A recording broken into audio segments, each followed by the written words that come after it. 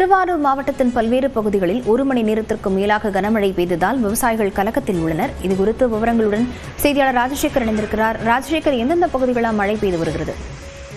லாவண்யா, தமிழகத்தின் பல்வேறு மாவட்டங்களில் மிதமானது முதல் கனமழை பெய்யக்கூடும் என வானிலை ஆய்வு மையம் தெரிவித்திருந்தது. இந்த நிலையில திருவாரூர் மாவட்டத்தை பொறுத்தளவுக்கு கடந்த 10 நாட்களுக்கு முன்னதாக தொடர்ந்து பெய்த கனமழையின் காரணமாக சம்பா நெல் சாகுபடி பணிகளில் ஈடுபட்டிருந்த விவசாயிகள் பாதிப்படைந்திருந்தார்கள்.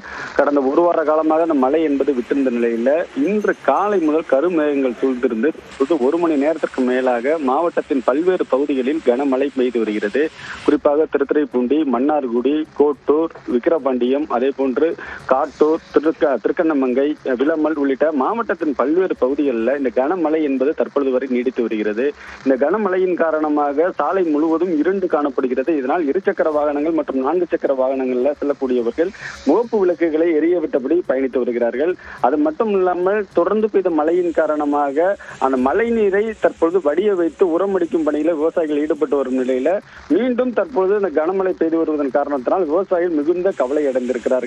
ஒரு ஏக்கருக்கு இதுவரை 10,000 ரூபாய்க்கு மேல் செலவு செய்துள்ள நிலையில தற்பொழுது பெய்யக்கூடிய மழை என்பது அந்த பயிர்களை ஒட்டுமொத்தமாக பாதிக்கக்கூடிய ஒரு சூழலுக்கு உருவாகி இருக்கிறது என விவசாயிகள் வேதனையோடு தெரிவிக்கிறாங்க. லாவண்யா, விவரங்களுக்கு நன்றி ராஜசேகர்.